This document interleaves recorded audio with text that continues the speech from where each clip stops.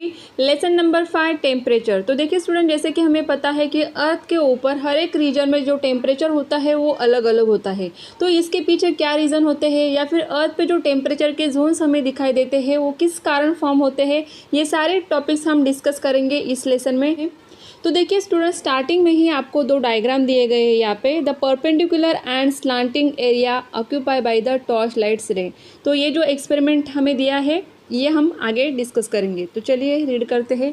Take a torch light and keep it stable at one place. Take a 2 large paper sheets large enough to accommodate its entire beam. Paste the paper on 2 flat boards. तो देखिए हमें करना क्या है, यहाँ पे इस तरीके से 2 स्टैंड चाहिए, उनके ऊपर हम क्या करेंगे, पेपर की शीट्स लगाएंगे और एक टॉर्च हमें चाहिए। और ये जो शीट्स होंगे वो ऐसे होने चाहिए कि जो टॉर्च का बीम मीन्स लाइट का बीम मीन्स जितना लाइट वहाँ पे पड़ने वाला है वो ऑक्यूपाई कर सके, इतना शीट वो बड़ा होना चाहिए। Hold the boards perpendicular to the beam means किस तरीके से, देखिए जैसे कि 5.1 में अगर हम देखेंगे तो एग्जैक्टली यहाँ पे क्या किया है, परपेंडिकुलर रखा हुआ है, स्ट्रेट बोर्ड रखा हुआ है और जो लाइट आएगी वो इसके ऊपर क्या आएगी, परपेंडिकुलर आएगी। इस तरीके से हमें वहाँ पे फिक्स करना है।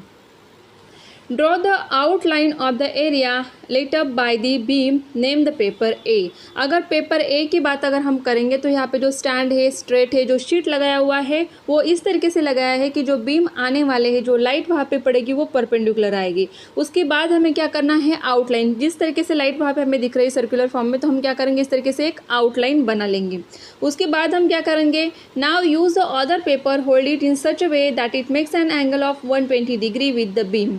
Draw the outline of the area occupy the beam, name the paper B. और उसके बाद ए और बी को हम ऑब्जर्व करेंगे। तो देखिए यहाँ पे ए एंड बी को अगर हम ऑब्जर्व करेंगे तो बी में क्या करना है, जो यहाँ पे हम शीट लेंगे उसे हम किस तरीके से रखेंगे, 120 डिग्री के एंगल में। तो यहाँ पे जो लाइट है, जैसे कि यहाँ पे परपेंडिकुलर लाइट आएगी, यहाँ पे सिर्फ परपेंडिकुलर दिख रही है क्या, नहीं, तो यहाँ पे एंगल भी फॉर्म होगा, तो 120 डिग्री फॉर्म होगा। इस तरीके से हमें वो शीट रखना होगा। और जो भी लाइट यहाँ पे पड़ती है पेपर के ऊपर, जो भी जगह ऑक्यूपाई करती है उसे हम क्या करेंगे, इस तरीके से आउटलाइन बना लेंगे। उसके बाद अगर हम देखेंगे, ऑब्जर्व करेंगे फिगर ए एंड बी को, तो दोनों भी पिक्चर में हमें क्या दिखेगा, सेम दिख रहा है कि आपको, नहीं, जो भी यहाँ पे लाइट ने जगह ऑक्यूपाई की है ये प्लेस और ये प्लेस जो है, आपको इसमें डिफरेंस दिखेगा। और वो डिफरेंस क्यों दिखता है ये आगे हम देखेंगे। On which paper does the beam occupy a larger area. तो कौन से पेपर पे आपको लार्जर एरिया ऑक्यूपाई किया हुआ दिखेगा, तो ध्यान से अगर आप देखोगे तो बी पेपर जो आपको दिया है इस पे आपको जो सर्कल बना हुआ दिख रहा है वो क्या दिखेगा, बड़ा दिखेगा। नेक्स्ट दिया है on which paper is the area smaller. तो ए जो शीट रहेगा पेपर का उसमें हमें जो बीम का लाइट दिखेगा जिसे हमने आउटलाइन किया है वो स्मॉलर दिखेगा। Now change the angle between the beam of light and paper, observe the changes that occur in the area occupy bye the beam of light. तो आप इस तरीके से क्या कर सकते हो, जो शीट हमने लगाया है उसका एंगल क्या करोगे, आप थोड़ा थोड़ा करके चेंज करके देखिए तो आपको समझ में आएगा कि जो वहाँ पे एरिया ऑक्यूपाई किया जाएगा बीम ऑफ लाइट के कारण वो आपको चेंज होता हुआ दिखाई देगा। What is the relation between the angle of the paper and the area occupy bye the beam. तो यहाँ पे जो हमें डायग्राम दिख रहा है या फिर जो आउटलाइन हम ड्रॉ करेंगे तो वो हमें स्मॉलर या फिर लार्जर क्यों दिख रहा है, तो उसके पीछे क्या है कि लाइट का जो एंगल बनता है पेपर के साथ वो अगर अलग आएगा तो उससे बनने वाला जो आउटलाइन होगा या फिर जो एरिया ऑक्यूपाई किया जाएगा बीम ऑफ लाइट से वो क्या होगा, चेंज होगा। तो वो क्यों होता है वो भी हम यहाँ पे डिस्कस करेंगे। Sun rays coming towards the earth travel in a straight line. However, as the earth is spherical in shape, these are not perpendicular to all the parts of the earth's surface. तो देखिए सबसे पहले हम क्या करेंगे, ये sheet से यहाँ पर समझेंगे। तो देखिए फर्स्ट हमने अगर यहाँ पे देखा तो लाइट यहाँ पे क्या होती है, परपेंडिकुलर, मतलब जो भी शीट यहाँ पे रहेगा फ्रंट ऑफ लाइट उस लाइट के एकदम से सामने होगा तो ये लाइट जो है इस तरीके से आएगी। अगर यहाँ पे अगर हम शीट का एंगल चेंज कर देंगे तो यहाँ पे एरिया बढ़ जाएगा, तो ये लाइट जो है यहाँ तक आ जाएगी, तो जो एरिया ऑक्यूपाई हो जाएगा वो क्या होगा, ज़्यादा होगा। अगर इससे भी ज़्यादा अगर हम स्लांट करेंगे पेपर को तो और भी ज़्यादा एरिया क्या होगा, ऑक्यूपाई, क्योंकि वहाँ पे क्या हो रहा है, एंगल डिफरेंस हो रहा है इसके लिए। और सेम कहाँ पे होता है, अर्थ के ऊपर एज सन के कारण जो सनरेज आती है वो हर जगह पे अर्थ के हर रीजन पे सेम नहीं आती है। क्यों नहीं आती है, क्योंकि अर्थ क्या होती है, स्पेरिकल शेप में है। तो स्पेरिकल शेप में होने के कारण सनलाइट जो अर्थ के ऊपर गिरती है वो हर जगह पे परपेंडिकुलर नहीं हो पाती है। उसके पीछे यही रीज़न है कि वहाँ पर भी एंगल फॉर्म जो होते हैं वो अलग अलग होते हैं। In some parts they are perpendicular whereas in other parts they are slanting. जैसे कि अगर हम इक्वेटर की बात करेंगे तो इक्वेटर रीजन जो होता है अर्थ का, वहाँ पे जो सन की लाइट होती है वो परपेंडिकुलर होती है, और अदर रीजन में अगर हम देखेंगे तो स्लांटिंग होती है। और क्यों होती है? क्योंकि अर्थ का जो शेप है वो कैसे है? स्पेरिकल है। This perpendicular rays occupy less area, figure 5.8। जैसे कि हमने देखा यहाँ पे पेपर में हमें दिया है फर्स्ट वन कि यहाँ पे परपेंडिकुलर रेज आने के कारण जो है शीट्स के ऊपर लाइट जो है एरिया कम कवर करती है। The part where the rays occupy lesser area receive bright sunshine and greater heat. तो इसके पीछे रीज़न क्या होगा? देखिए, अगर कम एरिया है तो इसमें आने वाली जो लाइट होती है वो कैसे होती है? ब्राइट होगी, एंड उससे आने वाली मिलने वाली जो हीट होगी वो भी ज़्यादा होगी। Hence the surface there gets heated more and the becomes hotter. तो इसके कारण क्या होगा कि एरिया कम है, वहाँ पे सनशाइन ब्राइट होगी, हीट ज़्यादा होती है, तो वहाँ का रीजन कैसे होगा? गर्म होगा ज़्यादा, वहाँ का टेम्परेचर भी क्या होगा? ज़्यादा होगा। जैसे कि इक्वेटर की अगर हम बात करेंगे तो वहाँ का टेम्परेचर क्या होगा? ज़्यादा होगा, क्योंकि वहाँ पे जो लाइट आती है, सनरेज जो आते हैं वो क्या होते हैं? परपेंडिकुलर होते हैं। The slant rays occupy a larger area, in this area sunlight appears less bright and there is a less heat, hence the surface there gets less heated and the air too is less hot. जैसे कि अगर slanting area में अगर हम देखेंगे, जैसे कि अर्थ के इक्वेटर के ऊपर का जो पार्ट है वहाँ पे आगे आपको डायग्राम दिया है तो वहाँ पर अच्छे से समझ में आएगा कि स्लांटिंग रेज आने के कारण वहाँ पे क्या होता है? एरिया ज़्यादा है और सनलाइट कम आती है, या फिर उतनी ही सनलाइट है लेकिन एरिया बढ़ जाता है, तो वहाँ पे सनलाइट क्या होती है? कम मिलेगी, ब्राइटनेस कम होता है, हीट भी कम मिलती है। तो जिसके कारण क्या होगा कि जो एयर होती है वो भी कम गर्म होती है और वहाँ पे गर्मी भी क्या होगी? कम होगी। The region mark A in figure 5.2 receive perpendicular rays, while the region mark B receive slant rays, and in the region mark C the rays are extremely slanting। तो नेक्स्ट पेज पे आपको डायग्राम दिया है वो भी हम देखेंगे। Using a scale measure the length of the lit up portion on the earth surface in A, B and C regions, measure the width of the ray shown between the earth and the sun। जैसे कि आपको देखिए ये diagram दिया हुआ है तो यहाँ पे आपको स्केल मेजर करना है A, B, C का। नेक्स्ट पॉइंट देखेंगे, considering the parallels of latitude mark in the figure tell the region where the temperature will be high, moderate and low. Discuss this in the class and write the answer in your notebook. तो देखिए पहले हम diagram देखेंगे तो हमें समझ में आएगा। जैसे कि हमने स्टार्टिंग में लेसन में देखा था कि perpendicular rays and slanting rays, तो वो कैसे आएंगे? देखिए ये अगर हमारा अर्थ है और यहाँ पे सन है, तो ये सन की जो लाइट आ रही है तो यहाँ पे जो है सनलाइट किस तरीके से आती है? परपेंडिकुलर, जो कि यहाँ पे इक्वेटर के यहाँ पे हमें सनलाइट जो है परपेंडिकुलर पड़ती है, ये हमने सुना है। क्यों परपेंडिकुलर आएगी? क्योंकि ये जो सरफेस अर्थ का या फिर इस रीजन का, इक्वेटर का जो रीजन है वो एकदम से क्या होता है? स्ट्रेट पोर्शन आता है सन के सामने या फिर सनलाइट के सामने, तो वहाँ पे जो है क्या होती है? सनलाइट परपेंडिकुलर आती है। और जैसे हमें पता है कि अर्थ का जो शेप है स्पेरिकल है, तो यहाँ पे हमें दिखता है कि वो स्ट्रेट लाइन के जैसे दिख रहा है, लेकिन आगे अगर हम जाएंगे तो स्लांटिंग हो रहा है। जैसे कि बी जो आपको दिया है यहाँ पे, ये जो ब्लैक कलर की लाइन दिख रही है आपको, तो समझ में आएगा कि वो क्या है? स्लांटिंग है। तो यहाँ पे जो सनराइज आते हैं तो इससे ऑक्यूपाई होने वाला जो रीजन है, जो अर्थ का पोर्शन होता है वो बढ़ जाता है, तो जिसके कारण क्या होगा कि उतनी ही सनलाइट की हीट है लेकिन रीजन बड़ा हो जाएगा, तो वहाँ पे सनलाइट क्या होगी? जो सनलाइट से मिलने वाली हीट है थोड़ी सी कम होगी, लेकिन यहाँ पे 0 डिग्री पे जो इक्वेटर होता है वहाँ पे टेम्परेचर ज़्यादा होगा। नेक्स्ट उसके ऊपर अगर हम जाएंगे जहाँ पे बी सनरेज हमें दिख रहे हैं, वहाँ पे स्लांटिंग एरिया होने के कारण टेम्परेचर कम हो जाएगा। और भी ऊपर जाएंगे अर्थ के ऊपर के साइड में, तो सी पर जो सी सनलाइट आपको दिखेगी तो यहाँ पे स्लांट काफ़ी ज़्यादा दिख रहा है, तो यहाँ पे रीजन और भी बढ़ जाएगा, जिसके कारण जैसे कि हम इक्वेटर से ऊपर की तरफ जाते हैं, ये अगर हमारा 0 डिग्री पे इक्वेटर है, तो इक्वेटर से अगर ऊपर की तरफ हम पोल्स की तरफ जब जाते हैं, नॉर्थ एंड साउथ पोल की तरफ, तो टेम्परेचर कम हो जाता है, ये तो हमें पता है। तो इसके पीछे का रीज़न हमें यहाँ पे मिलेगा कि इक्वेटर पे क्या होते हैं? सनलाइट परपेंडिकुलर आते हैं, क्योंकि स्ट्रेट रीजन उसे क्या करता है? सनरेज परपेंडिकुलर आते हैं सरफेस के, स्ट्रेट सरफेस के सामने, और ऊपर जैसे जाएंगे तो स्लांटिंग पार्ट हो जाता है, स्लांटिंग रीजन हो जाता है। जैसे कि जो सनलाइट यहाँ पे आती है वो ज़्यादा रीजन को ऑक्यूपाई करती है, तो वहाँ पे हीट कम हो जाती है। अगर सी के यहाँ पे हम जाएंगे तो और भी ज़्यादा स्लांट यहाँ पे मिल जाएगा, क्योंकि अर्थ का शेप स्फेरिकल है, तो यहाँ पे क्या होगा? सनलाइट काफ़ी कम आती है, या फिर उससे मिलने वाली जो हीट होती है, टेम्परेचर वहाँ का कम होता है। इसीलिए इक्वेटर से पोल की तरफ हम अगर जाएंगे, नॉर्थ एंड साउथ पोल की तरफ, तो वहाँ पर टेम्परेचर काफ़ी कम होता है, तो वही रीज़न इसका आएगा। Sunrays falling on the earth are straight and parallel to each other. तो यहाँ पे अगर आप देखोगे तो सनरेज आपको कैसे दिखेंगे, स्ट्रेट, इस तरीके से आते हैं स्ट्रेट, और एक दूसरे को पैरेलल भी आपको दिख रहे हैं। देखिए अगर ये तीन ही लाइन जो है हमें यहाँ पे दिए, इनको भी अगर हम देखेंगे तो समझ में आएगा कि तीनों भी लाइंस या फिर जो सनरेज है वो एक दूसरे को क्या होते हैं, पैरेलल होते हैं। However, we have seen that due to the spherical shape of the earth and the resultant curvature of the surface, they occupy a larger or lesser area। तो जैसे कि हमने पहले देखा कि स्फेरिकल शेप होने के कारण जो है सिर्फ इक्वेटर का पार्ट जो है वहाँ पे स्ट्रेट रीजन जो है क्या करता है, परपेंडिकुलर रेस को क्या करेगा, ऑब्जर्व करेगा। और उसके बाद अगर हम देखेंगे नेक्स्ट तो स्लांटिंग पार्ट्स आते हैं, उसके कारण वहाँ पे जो है हीट कम होती है। तो वही हमें यहाँ पे दिया है। And this leads to unequal distribution of the heat receive from the sun. तो सन से मिलने वाली जो हीट होती है वो हर जगह पे इक्वल नहीं होती है, वो क्या आती है, अनइक्वल डिस्ट्रीब्यूशन होता है सनलाइट का या फिर हीट का, resulting in decreasing temperature from the equator to the north and south pole. जिसके कारण इक्वेटर से अगर हम नॉर्थ एंड साउथ पोल की तरफ जाएंगे तो वहाँ पे टेम्परेचर जो होता है वो डिक्रीज होता जाता है।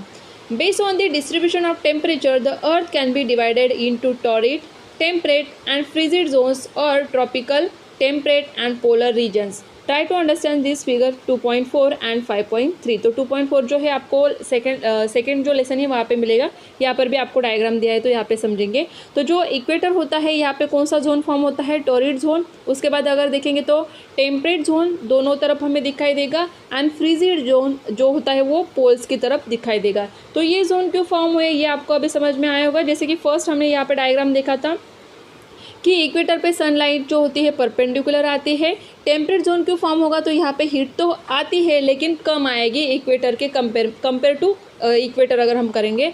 और नेक्स्ट जो यहाँ पे अगर हम देखेंगे तो यहाँ पे जो आने वाली सनलाइट होती है ये इस रीजन में काफ़ी स्लांट ज़्यादा मिल जाता है, इसलिए वहाँ पे लाइट ज़्यादा नहीं पहुँच पाती है जितनी कि इक्वेटर रीजन में या फिर टेम्परेट जोन में आती है। तो इसीलिए ये जोन फॉर्म हुए। तो यहाँ पे आपको ये नाम याद रखने हैं कि torrid zone, temperate zone and frigid zone. तो इनके नाम आपको अच्छे से याद रखने हैं। नेक्स्ट है, though latitude is the main factor, there are other factor also which influence the distribution of temperate. जैसे कि हमने लैटिट्यूड एंड लॉन्जिट्यूड देखे हैं, तो इनके कारण भी कि कौन से लैटिट्यूड पे वो रीजन आता है उस हिसाब से हम कह सकते हैं कि वहाँ पे कौन सा टेम्परेचर जोन आता है या फिर टेम्परेचर वहाँ का क्या होता है। However, their effects are limited to a particular region. These factors are as follows। तो कौन से और भी फैक्टर होते हैं जिनके कारण हमें ये टेम्परेचर जोन में भी वैरायटी दिखेगी या फिर टेम्परेचर अलग अलग दिखाई देता है।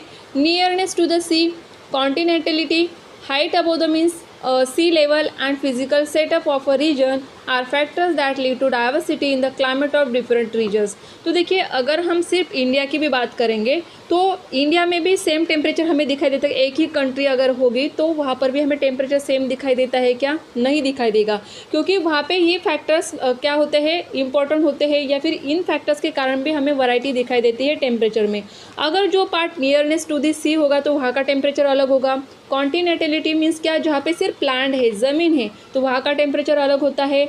Height above the mean sea level, sea level से ऊपर अगर कोई माउंटेन है तो वहाँ पे टेम्परेचर क्या होगा, वहाँ पे टेम्परेचर कम होगा।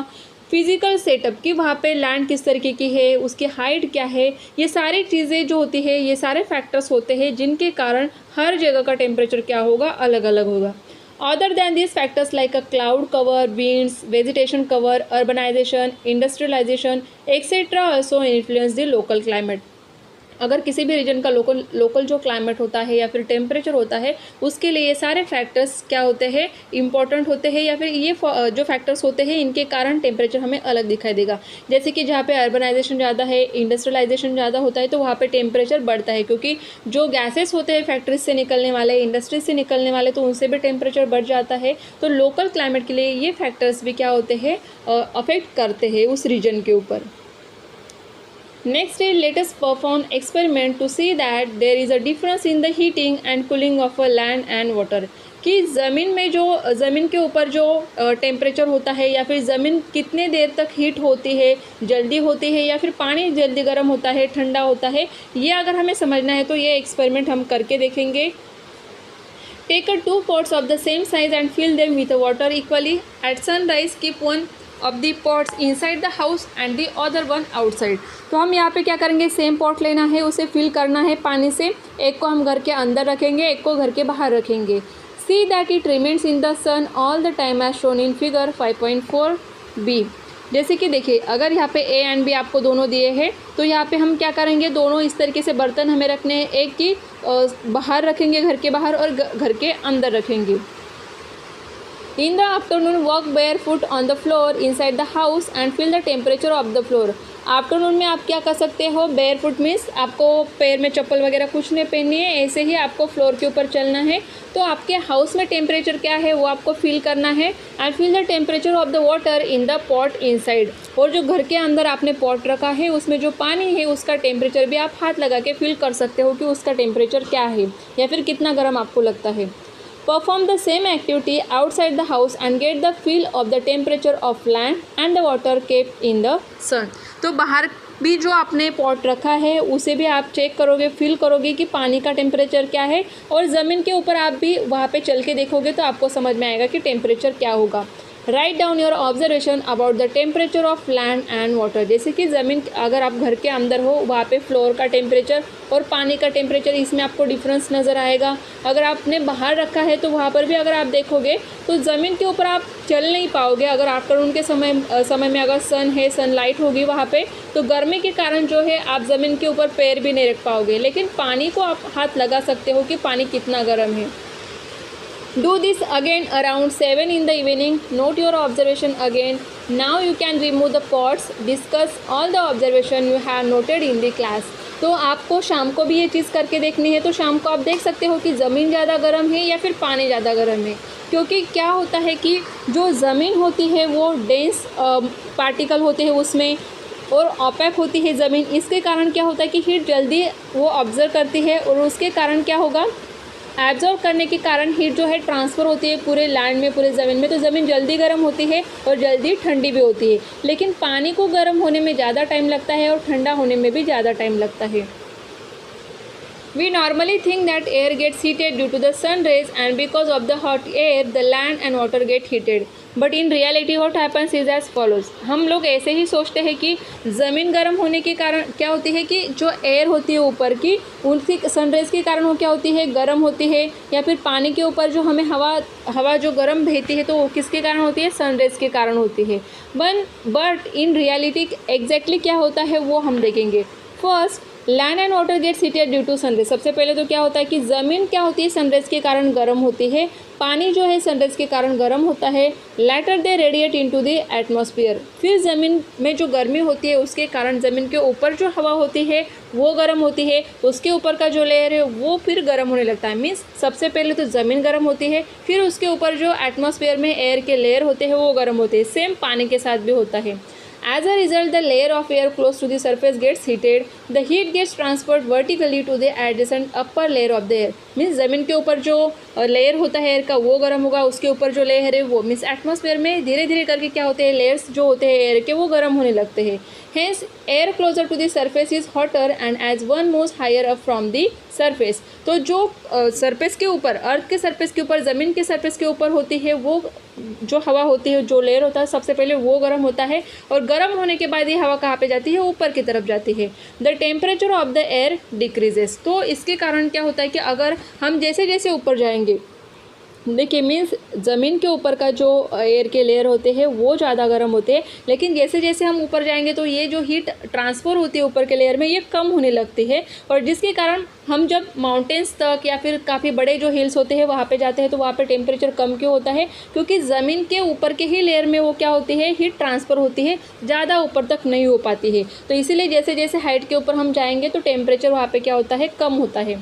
The temperature near the sea level is higher and it decreases in the mountains region. तो इसीलिए सी लेवल मीन्स क्या कि जो नॉर्मल हमारी फ्लैट सरफेस जहाँ पे ज़मीन का होता है वहाँ पे टेम्परेचर हमें ज़्यादा दिखाई देगा, लेकिन सेम टाइम पे अगर आप माउंटेन्स के ऊपर जाओगे, कोई हाईएस्ट प्लेस कोई होगी ऐसी, वहाँ पे जाओगे तो वहाँ पे टेम्परेचर कम होता है। तो उसके पीछे यही रीज़न होता है।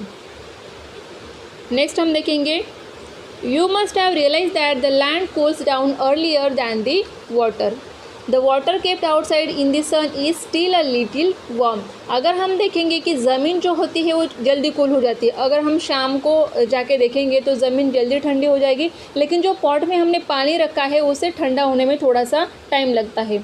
Due to these differences in the heating and cooling of land and water, the air over the land gets heated faster and also become cooler rapidly। तो ज़मीन अगर जल्दी गर्म होती है तो उसके ऊपर होने वाली जो एयर होती है वो भी जल्दी गर्म हो जाती है, और जिस तरीके से ज़मीन ठंडी होने लगती है शाम को, तो शाम के टाइम पे ज़मीन के ऊपर जो भी एयर होती है वो भी ठंडी हो जाती है जल्दी से।